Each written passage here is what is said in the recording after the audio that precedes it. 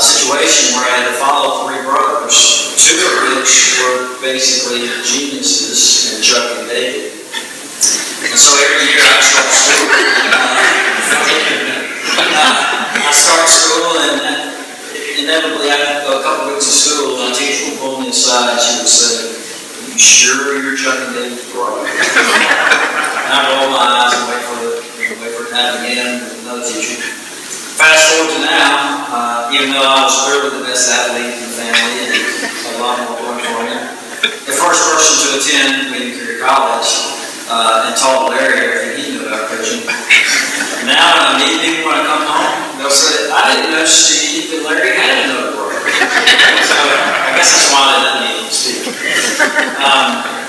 The reality is that I think one of the reasons I'm speaking is that my relationship with my dad was somewhat different than my brothers who stand beside me. I think their relationship was easier because of the fact that they stayed in line a little better.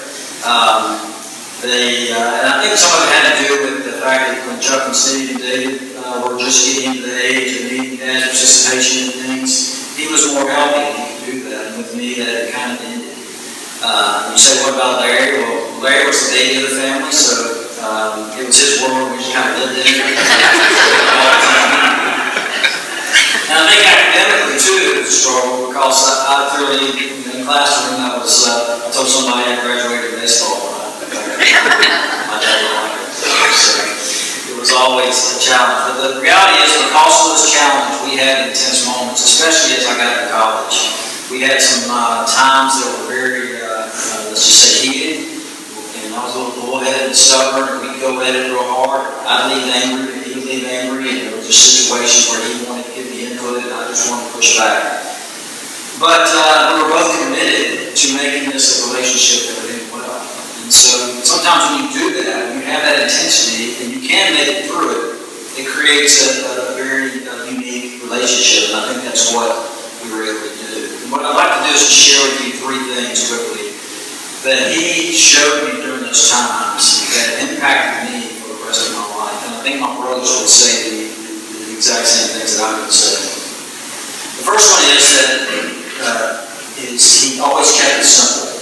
Whenever I went to my dad for advice, he never made a long speech. He never did a lot of things like I did today. My kids really kind of get tired of me when I'm at the kitchen table and I try to turn everything into a life lesson and make it some kind of monumental thing. And they just say, "Dad, can you just please pass the butter?" But my dad, he didn't care about that. He just wanted to give advice that was straight on. He would say things like, "Just do the right thing. Just be fair. Just treat people the way that you can treat them. You'll be okay." And he always said, "You can do it. Just don't make excuses." My brother Dave was sharing a couple days ago that when he had a career decision to make, he went to my dad and kind of laid it all out for him. Instead of my dad giving advice, he said, "Sounds like you already know what to do." And Dave knew what that meant and what he did. And that's the way he was his whole life. Whenever he gave into it, it was always very simple. The greatest example of that I can give was when I was 6 or 7 years old and I was about to start playing baseball. And I think he'd gotten tired of trying to teach Chuck and Steve and David, how to play and how to hit the ball, and he just gave up. So when I came to play, my mom took me to my dad and said, "Hey, Don's got his first practice tomorrow, and you have advice for him." He said, "Yeah, just watch the ball." And I was like, "That's it? Just watch the ball?" He said, "You watch the ball from the time the catcher throws the ball back to the pitcher. You watch the ball when it's in the line. It comes behind, you watch it out of his hand, you watch it all the way to the bat." And I started thinking about that, I can do that. And sure enough, I started through that process, and I don't know anybody else that I ever played with that would tell you they did that. And through the years, through Little League and Pony League and high school, I had this one thing, and I know that I didn't laugh, and my brothers would say I had a lot of home runs, which I did. But one thing I didn't do was strike out. When I was a senior in high school, I batted 101 times and struck out once. And I had 56 straight bats without striking out. The reason that happened, because my dad had 10 years before and said, "Watch the ball." And it was that kind of advice that I took to heart, and it lasted me throughout my baseball career. The same kind of advice to go. The funny story about that is that I played in the Mississippi High School All-Star Game. I think I'm the only brother that did that. And the night before the game, they introduce each player, and they say, give a little bit about him. They said, Don Knight and my mom and dad were there. They said, Don Knight from Hatchworth struck out one time in 101 bats. I was like, oh, that's great. So my first at bat in the All-Star game, I struck out. That goes a lesson in pride. So keep it simple. Number 2 was unconditional love. When I was in college, senior in college, I did some things that were very smart financially. I made some just dumb financial mistakes over and over again. Spent money I didn't have. I didn't have a job, go to a part-time job at school, and the debt continued to mount. It was something that I knew about. It was a very challenging time. And it got to the point where I didn't know what to do. So finally, it got to where if I didn't just tell somebody something bad was going to happen, I went to my parents' house. And I remember Mom seeing me and saying, wow, she knew right away something was wrong. So she let's go get your dad. So she went and got my dad and sat down. And he just listened. I was scared to death that he was going to say, you got to go to baseball, you got to go to school, you got to get a job. And he didn't do any of that. He said, tell me how much you owe, tell me who you owe, we'll figure it out. And so he did that. And after that, the next step he did was he went, and my mom and dad had a lot of money, and they were strained because we were all needing money. He went and got a second mortgage on the house and said, hey, get out of school, you take care of this. And it was the first example to me, other than the unconditional love I felt from my Heavenly Father. It was the first time I really realized what unconditional love was like from parents and from my mom. And it had a huge impact on me, and had a huge impact on how I treat people today, and how I raise my kids. It's just another example. And I'm sure each one of these guys can tell you the same thing. The experiences they have with dad, mom, or they didn't deserve what they got from a love standpoint. They got it because of unconditional. The last thing is, and I think the most important thing that I learned from my dad is that I had what it took.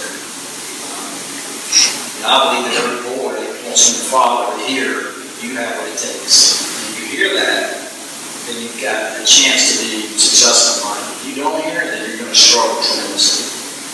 And when I got out of college, it was a tough time for me. I thought I was going to get a chance to play pro baseball. It didn't happen. I had to take a job that I really hated. I was struggling. It just felt like I was just a loser, depressed. It was very, very hard.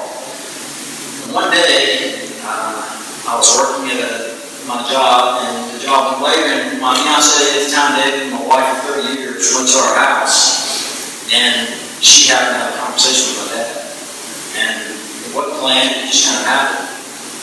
And when I got home, David said, hey, I talked to your dad about our situation. When she said that, I thought, I wonder what he said. I had no idea what he said. So what did he say? He said, don't you worry about Don. Don's a hard worker. He's going to be successful. That's all he said. And it was like when he said that, when I heard those words, my insides basically changed. It's like somebody physically changed who I was on the inside. To know that my Father believed me that much, that he knew that I had it, just changed me. From that point on, my direction changed, my path changed, and I really look back to any success I've had in my life with that conversation. And I know that there's no coincidence that me and my brothers have been married for over 150 years, following marriage for 64 years from my parents. These guys have been successful beyond what really anybody would imagine every single day. From the athletic fields to their work, to their jobs, to the ministry, is just uncanny. The success they have. The reason that is because God taught us you have what it takes and you can make it happen. And that's the biggest blessing I think He gave all of us. So thank you guys for the opportunity to share.